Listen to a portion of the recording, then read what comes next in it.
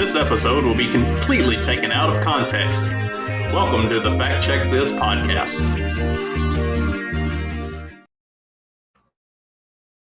All right. Fact Check This podcast and happy Juneteenth or whatever the fuck that means. I guess I could have done a Juneteenth episode, but I did Lincoln last week and it just seems kind of redundant. Maybe I'll do a daily on it later today. Probably not, but you never know. The day is long and I might take a nap after this, so we'll see. But in the meantime, what I am going to talk about today are a couple different graphs that get posted and make the rounds every once in a while. And some people get it, some people get confused. There's often debate, discussion, and even some fighting as to what they mean and why they mean what they mean. So I thought I would actually look at and talk about a couple of those and explain what they mean. And also there's some different things that have been written about both of them that I wanted to read and then kind of discuss. So where I usually say, going to try to keep this one shorter, and then I usually fail to do that. I expect this one might actually be a little bit longer, but there's a lot to talk about between all of the different things that we're going to be looking at today. So let's just start with the first one, the one that the one that I've been seeing the most of late that really kind of caught my eye and got me wanting to do this conversation, to do this this episode. And this is actually fairly old. Like none of this stuff is particularly new, but it gets shared around like it is. So this one's actually probably a dozen years old or so when it was first published, the book that it was based off of and everything. So this one shows there is more diversity of thought on the political right than on the political left. Although they pride themselves in open-mindedness, liberal thinking actually coalesces around a very narrow set of opinion, whereas the right diverges widely.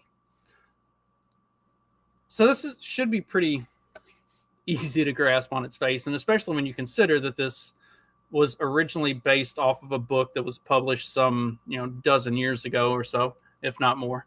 And when you look at kind of the way that the left has moved over that time frame, diversity of thought is something that has really kind of narrowed. And you can see it in social media. You can see it just in the way that their politicians behave and what happens to Democratic politicians who don't toe the line on a lot of this stuff.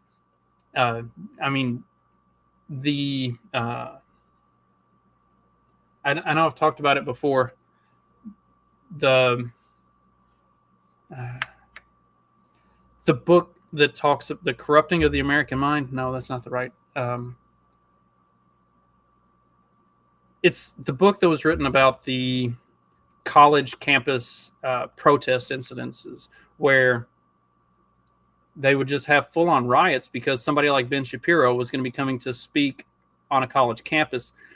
And then whenever like liberal professors, the coddling of the American mind, that's it. Whenever like the liberal professors at these universities would be like, hey, maybe we shouldn't be like starting full-on riots and burning down our own campus just because somebody that has a differing opinion from ours is coming to speak on the campus. Then they would get that professor or that person canceled, get them fired, get them run out of town, threaten them violently, like form mobs around their houses and stuff like that. So if you just look back over the last dozen or so years at the coddling of the American mind and at the righteous mind, which is what this graph was based off of, what you see is that the left expects everyone to conform to their thing. Whereas when you look at the right, I mean, fuck, just look at Trump's cabinet. Like, Trump has women and homosexuals and a little bit of everybody in his cabinet, and not to check boxes. Like, they are in those positions because they have a background in those areas, because they actually are qualified for the positions that they're in. Like, you see so often where the left, like, oh, this is going to be the first woman whatever, the first black whatever, the first Indian whatever.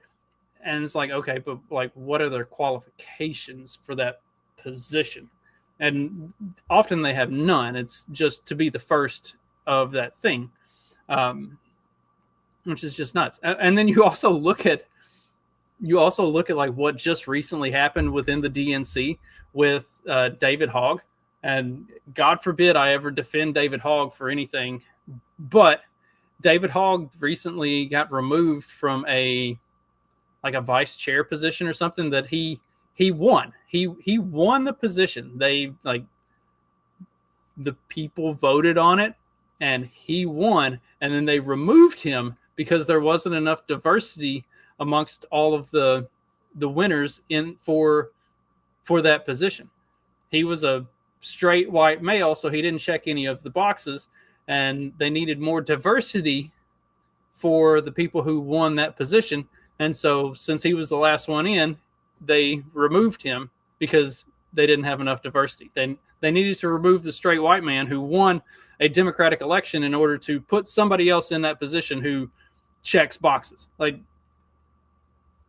that's the lack of diversity of thought. Is it doesn't, like, you have to fit into this nice tight little bubble of what's allowed, and if you don't, then you have to be removed by any means necessary, as was the case for those college professors who got run off of campuses. So when we look at all of this, I found a interesting write-up on it from a leftist on Reddit. Naturally, if you've ever spent much time on Reddit, that is Reddit. It is insane leftist, but this one is well written and not super spurgy. So this is the opinion of somebody who was looking at this graph and talking about it on Reddit. And I wanted to read this because it is well articulated, even if it's if there are some flaws to the logic. I believe that liberals tend to be more open-minded than conservatives. Yes, I wrote a lot of text. If you're planning to respond, please read it all so that we're on the same page. It's insane that you have to put some sort of a disclaimer like that at the beginning of a post on Reddit, because the Reddit trolls. And if this dude had said anything that was even remotely right-leaning at all, or even moderate-leaning, like, you have to be raging insane leftist to not get absolutely torn to pieces these days on Reddit. This was 12 years ago, around the time of the book and everything else, and it's one of the early responses to this. So it's possible that Reddit was a slightly more reasonable place to have a conversation at that time. But I don't know. I didn't really use Reddit. I really don't use Reddit still. I mostly just use it to troll leftists because it's fucking hilarious. But anyway, let's take a look at what the author has to say. One can argue that conservatism is inherently closed-minded, being a reactionary ideology built around the rejection of new ideas that seeks to preserve the status quo or restore an earlier status quo. But my experience has led me to believe that it runs deeper than that. So right off the bat, this is batshit fucking insane. The idea that conservatism is built around the rejection of new ideas is just fucking nuts.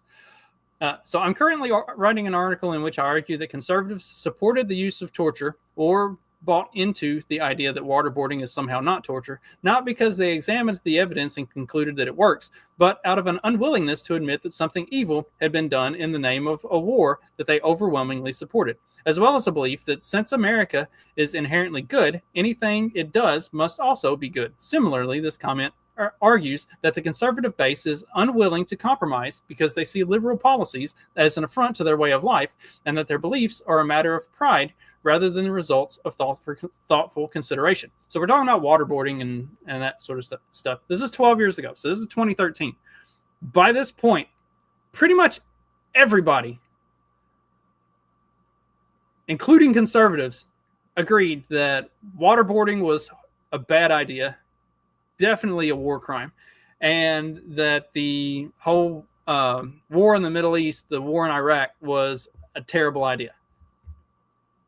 But leftists are so out of touch that even 5, 6, 7 years after, that's been pretty well commonplace. They still believe that the right is some sort of like evil boogeyman that just hates everything. So there's that.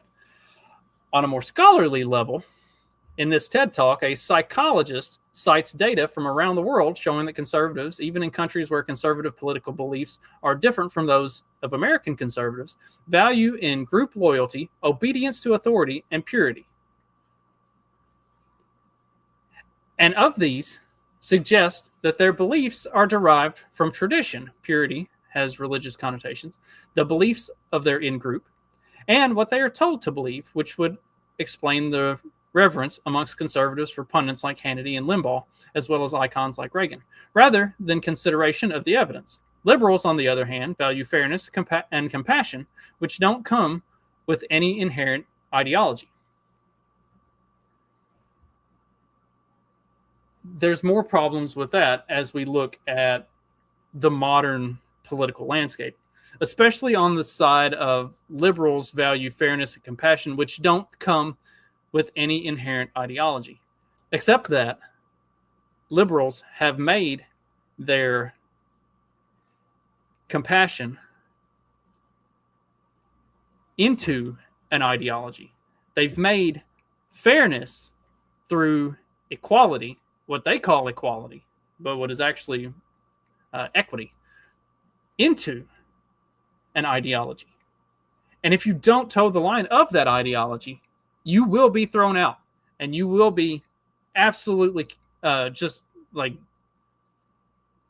you will be put through the ringer if you do not follow that ideology perfectly. So while inherently things like fairness and compassion should not be viewed as ideological,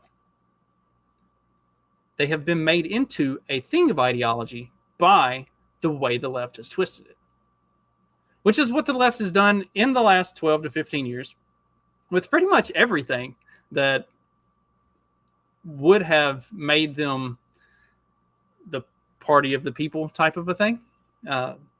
They've twisted all of the things that gave them a moral high ground into an ideological purity test that is based in insanity. Like it has gotten progressively more insane over the last 10 to 15 years. Further, education makes you more liberal, especially after you control for the effects of education on income. One of my high school teachers argued that this is because educators themselves tend to be liberal, but that just posits the chicken and egg scenario. Chickens were liberal and passed on their beliefs to their students, eggs, who then became educators themselves and passed the beliefs they'd learned on to the next generation. Leaving aside the fact that I can't find any indication that this is the case, Harvard, for instance, was founded by the notoriously conservative Puritans to train clergymen. Academic opinion is hardly fixed. While older professors tend to cling to the prevailing theories and opinions of their day, their younger colleagues have little trouble discarding these ideas in light of new evidence. Even if these schools were founded and originally staffed by liberals, there is no reason to believe that this is the sole reason for education's liberalizing effect today. And again, when you fast forward 12 years, it's hard to stand by that statement. It's gotten, again, progressivism is a brain rot and has destroyed everything that it's touched. I'd also argue that conservatives are less likely to tolerate or seek out opposing viewpoints. Fox is the most watched news channel in America by a wide margin, and conservatives dominate talk radio. But that's probably because most liberals get their news from the internet. I think that is actually probably kind of switched up quite a bit, in fact. However, I've never heard a liberal, at least one who wasn't much more extreme than me, and I'm pretty extreme, argue that the mainstream media is biased and that you should only get your news from approved sources. Man, how the years change things.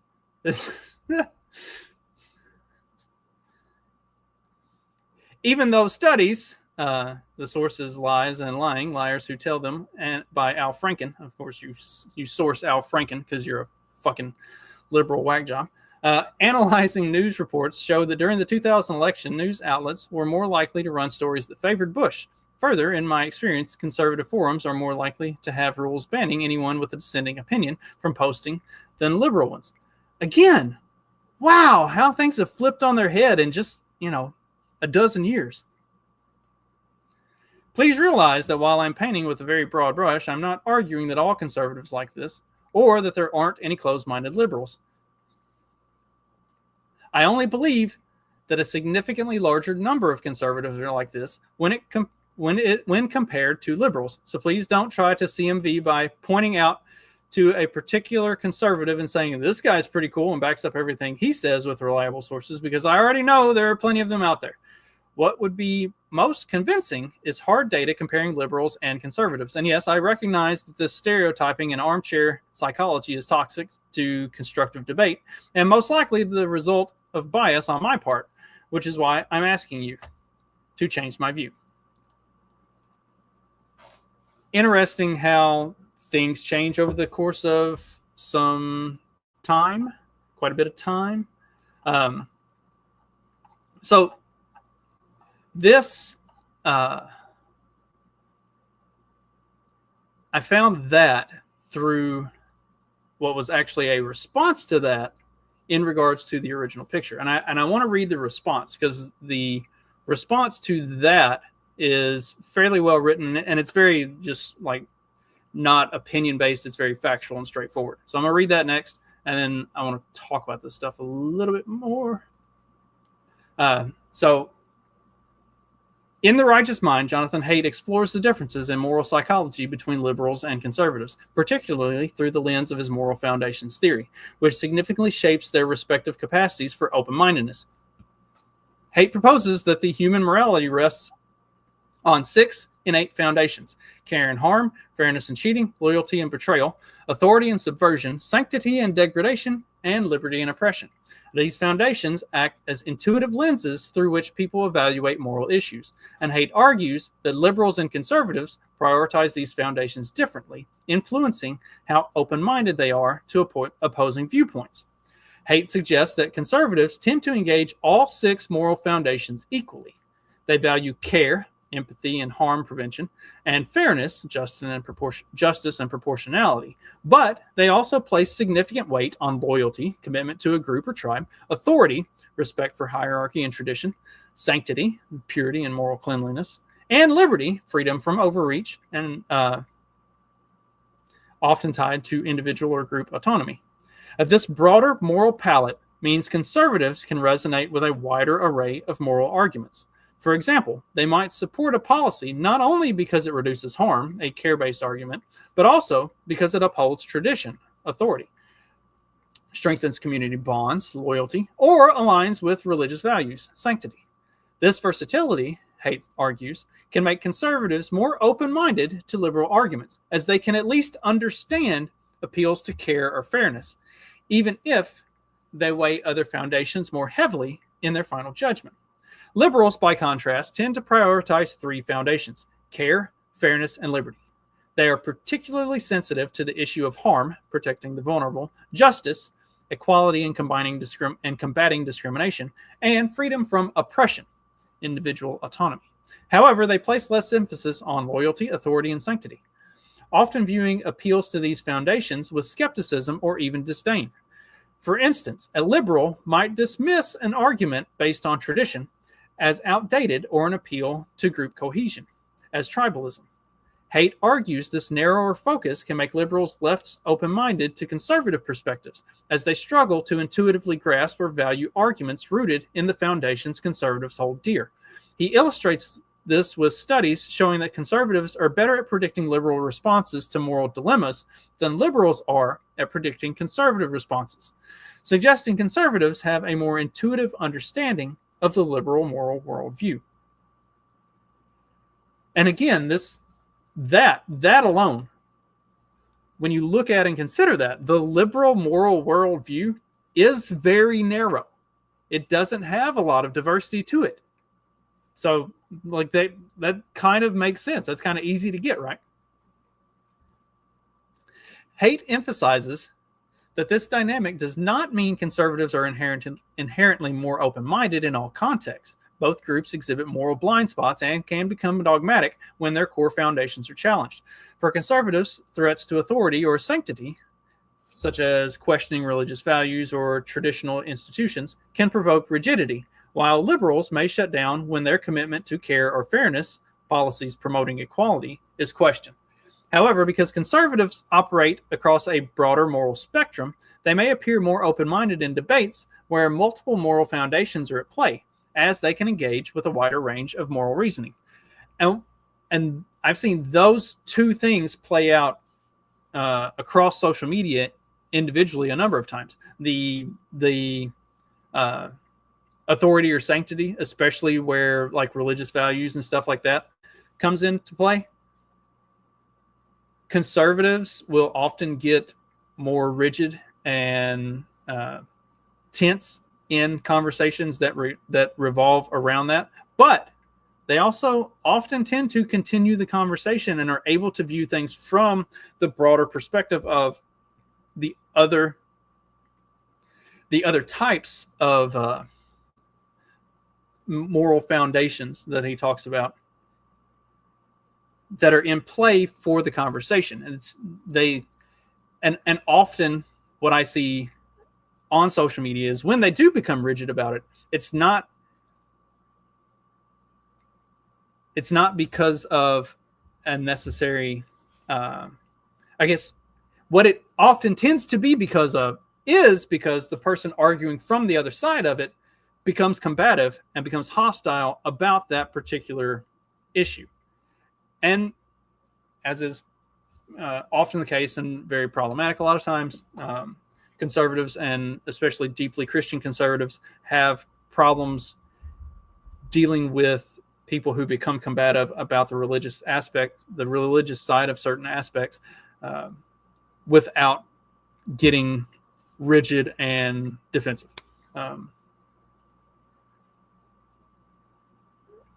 that's a problem, but often, if the conversation can be diverted away from that specific, the religious side of the specific topic, there's more to be talked about. Whereas with liberals, a lot of the times, when something like, stuff promoting equality, the care and fairness stuff, whenever that comes up, as soon as you start to ask questions about, well, what about these other things that pertain to this, they lock down. Well, that's just what about equality? What about you don't even care? Like, they lock down. They will not move past that topic to any of the other moral foundations that might be associated with the topic.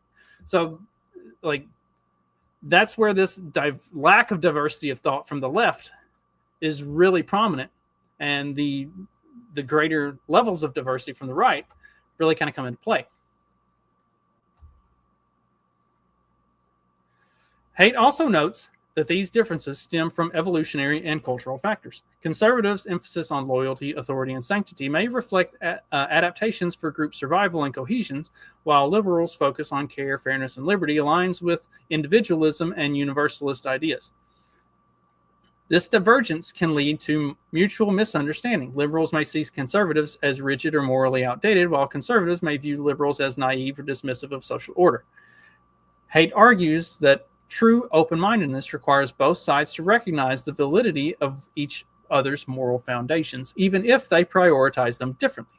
He advocates for intellectual humility, urging liberals to appreciate the role of loyalty, authority, and sanctity in maintaining social stability, and conservatives to acknowledge the importance of care, fairness, and liberty in addressing individual suffering and injustice. And I think, by and large, a lot of the times, and the reason that that original map showed the way it did is because conservatives do have a better ability to understand and recognize the importance of care, fairness, and liberty, but also not to prioritize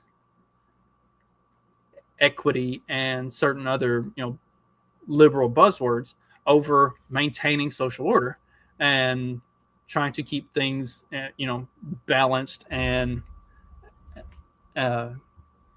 prevent what we see happening in a lot of big liberal cities where it's just absolute chaos all the time. Rioting, looting, murder. Like, if you promote all of these, equitable social programs, but then you end up with a complete loss of society and societal control, then what was the point? Like, what have you accomplished? Now you have equity, but instead of everybody having an equitable, good living condition because you maintain social order, now everybody has the same just shithole that they're living in. Like, does that seem fair? You want to talk about fairness? Yeah. In summary, Haight's analysis and the Righteous Mind suggests that conservatives' broader engagement with all 6 moral foundations can make them more open-minded to certain types of moral arguments, particularly those rooted in liberal priorities like care and fairness. Liberals with a narrower focus on care, fairness, and liberty may find it harder to engage with conservatives' arguments that emphasize loyalty, authority, or sanctity. However, both groups face challenges in maintaining open-mindedness when their moral institutions are threatened, highlighting the need for mutual understanding to bridge the ideological divide. That's a lot of words to say. Conservatives have a tendency, and the first guy said something about,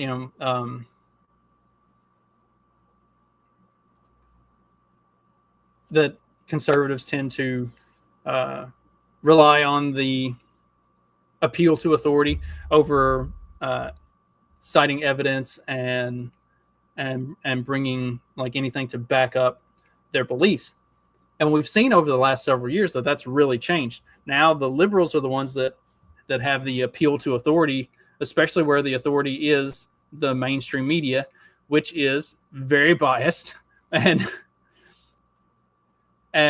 they refuse to recognize or even acknowledge anything that doesn't fit directly with that, even if you bring them conflicting and often just straight up proof that, evidence that is conflicting with what their beliefs are, or even just straight up proof that their belief is absolutely wrong.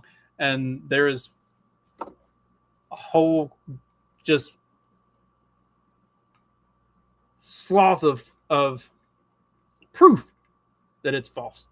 So the narrowness of thought has become more prominent over the last dozen or so years. And there were a couple other things that were talked about in the summary there, where it talks about liberals being dismissive of social order, that they put more of a view on like the broad universalist type of stuff. The universalist type of stuff is what I wanted to get to, because that universalist view and that universalist emphasis is kind of what plays into the heat map that gets shared around a lot. So if you haven't seen the heat map and you don't know what I'm talking about, look up heat map of moral allocation by ideology. And it'll, if you're not watching the video and you're not seeing this, and you have conservatives on the left and liberals on the right, and it has an explanation of how these heat maps work. So for those who have seen it and you know what I'm talking about, but maybe you don't understand the different circles of the map and stuff like that, or how this all falls. And the text is small if you're just looking at it on your phone, so you might not have been able to read it, or you might not have decided to zoom in and read it. So the moral rings of the heat map are ring number 1, which is the center. So this is 1 through 15 going out. At the center, we have number 1, all of your immediate family. Number 2, all of your extended family. Number 3, all of your closest friends. Number 4, all of your friends, including distant ones. Number 5, all of your acquaintances. Number 6, people you have ever met. Number 7, all the people in your country. Number 8, all the people on your continent. Number 9, all the people on all continents. Number 10, all mammals. Number 11, all amphibians, reptiles, mammals, fish, and birds. Number 12, all animals on Earth, including parasemia and amoeba. Number 13, all animals in the universe, including alien life forms. All living things in the number 14, all living things in the universe, including plants and trees. And number 15, all natural things in the universe, including inert bullshit. And actually, there might have been. Let me see. There's a 16th, but I can't tell what it says. It gets cut off on this one. In this one,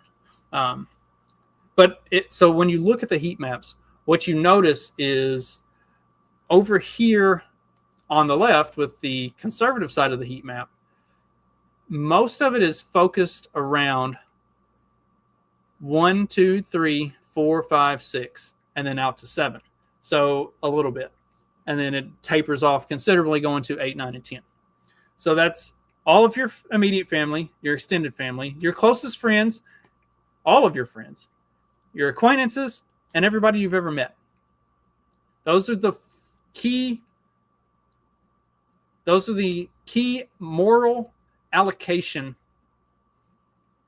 for conservatives, the people that they care and worry and are most focused on and have the most concern for. And then, as I said, like number 7, all the people in your country, all the people on your continent. Then it starts, 9, all the people on all continents. Then it starts to taper off. And then by the time you hit 10, it's, basically nothingness, which 10 is all mammals. Whereas, if you look at the other side of this, on the liberal side of it, where a lot of their focus is in the 13, 14, and 15, which is all animals in the universe, including alien life forms, all living things in the universe, including plants and trees, and all natural things in the universe, including inert objects, blah, blah, blah, blah, blah. Where conservatives put more emphasis on people, and not just on people, but on people that they know, people that they have interacted with, people that they have relationships with. Whereas for their moral allocation, the liberals tend to think more highly of all of these abstract things that exist everywhere. So it's not hard to see how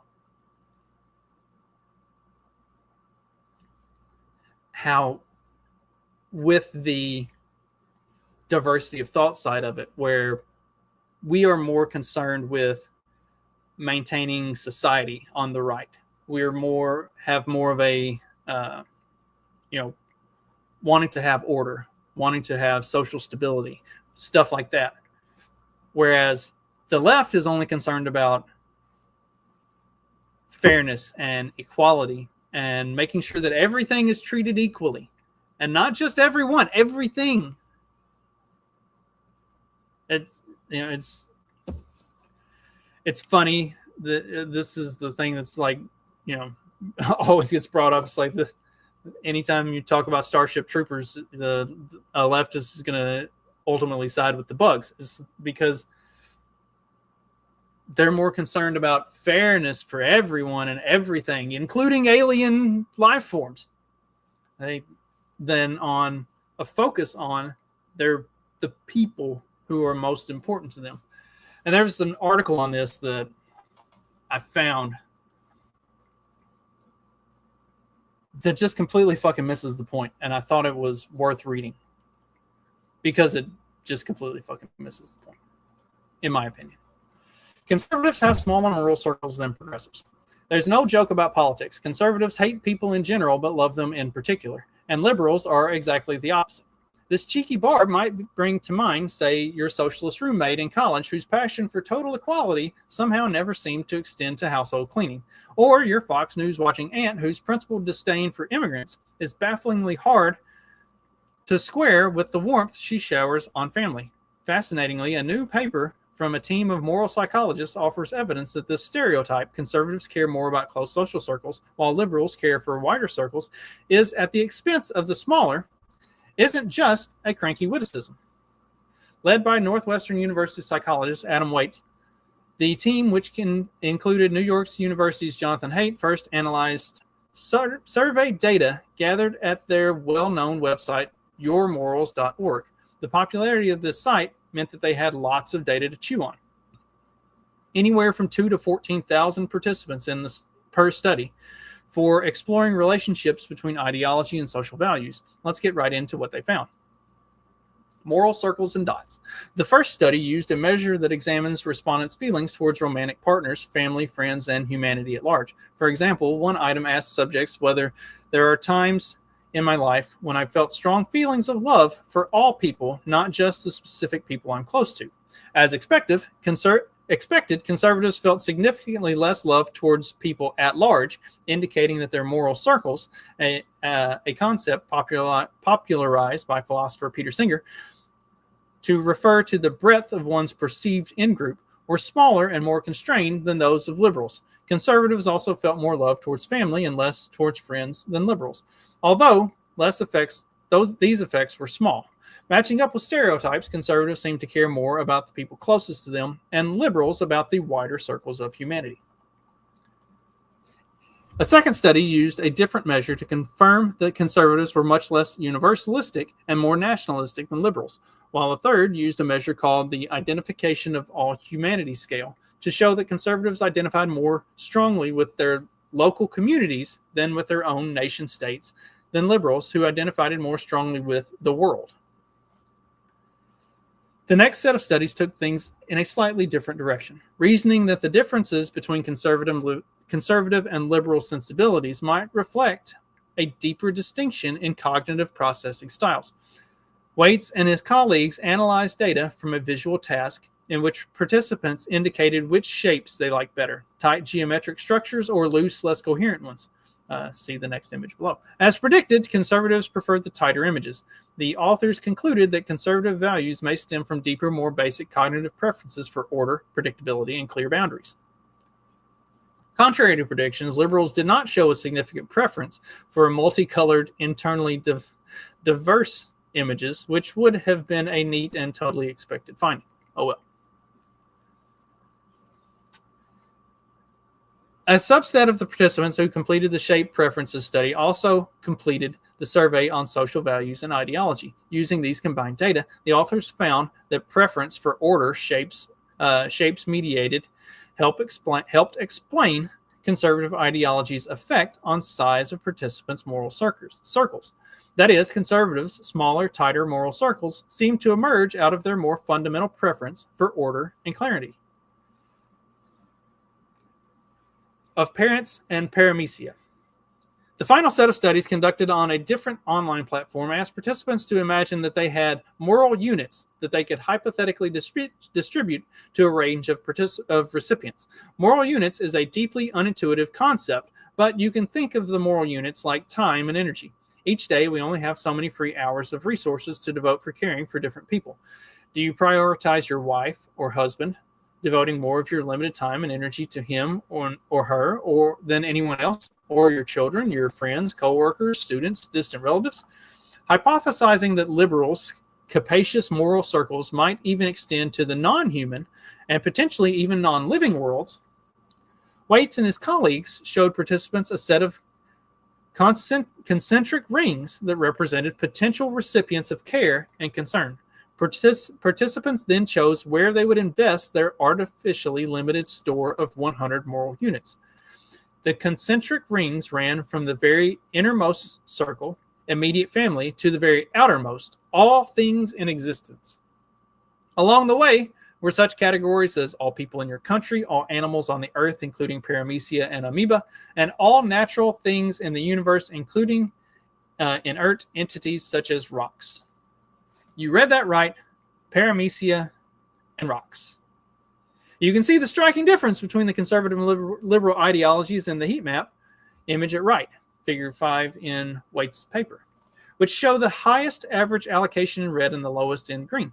The big red splotch centered near circles 3 and 4 on the left shows the conservatives tended to devote most of their care to subjects in the innermost 4 rings, from extended family to friends and acquaintances. By contrast, the almost completely inverted heat map on the right shows that liberals invested the bulk of their hypothetical care near ring 14, all living things in the universe, including plants and trees, with minimal allocations to close family.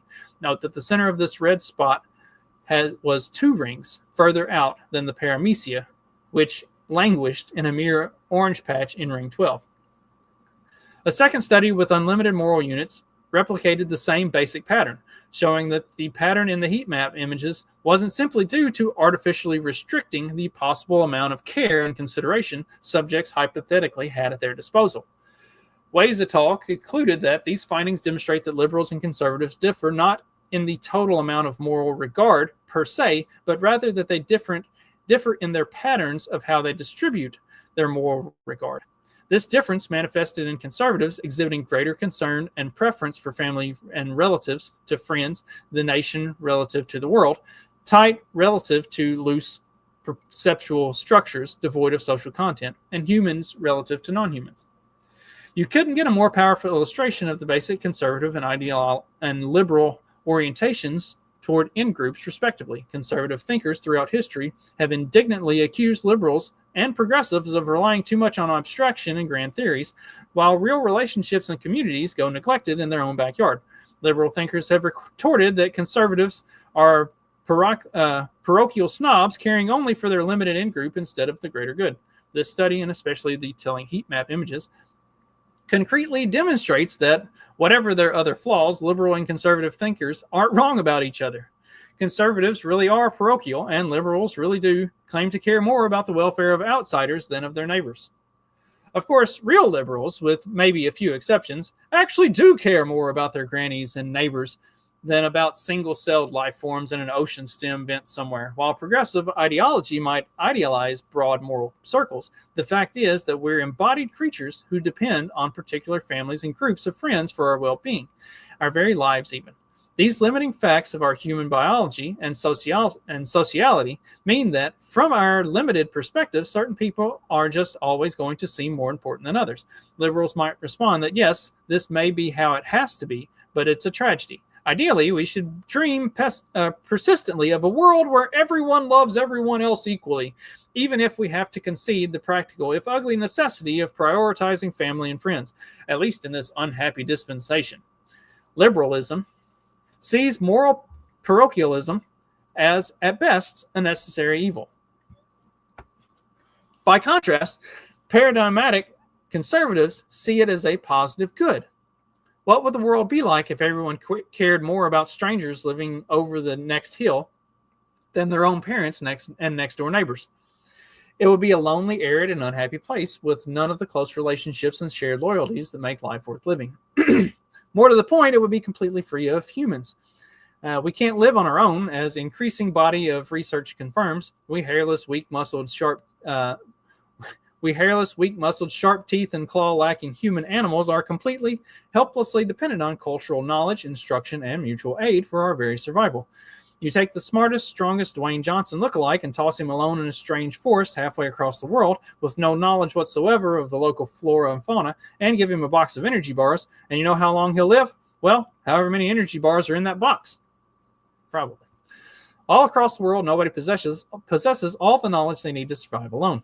You learn how to hunt the particular animals that live in your particular corner of the world from your elders, who know the animals' ways, know how to trap them, know which ones are poisonous. You learn how to farm by following your farmer parents around the homestead, absorbing their tactic knowledge.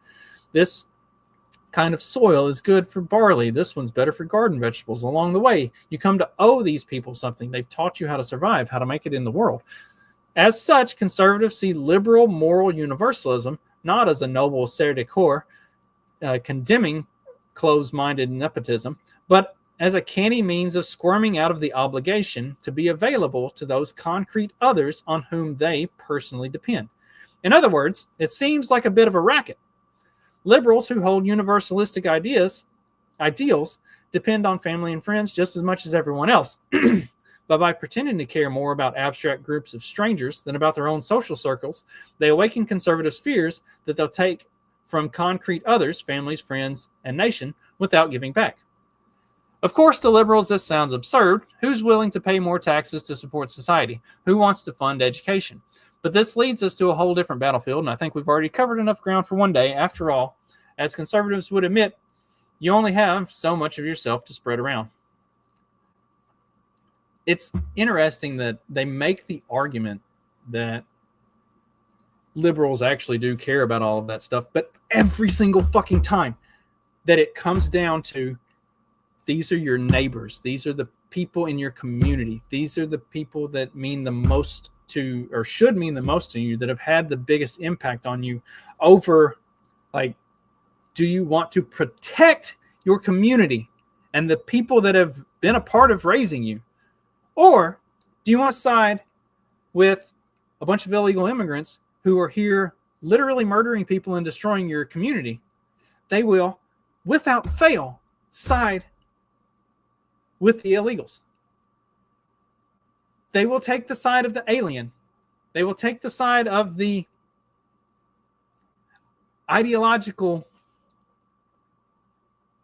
equality over their actual friends and fucking neighbors, their family, their community, every single time. This,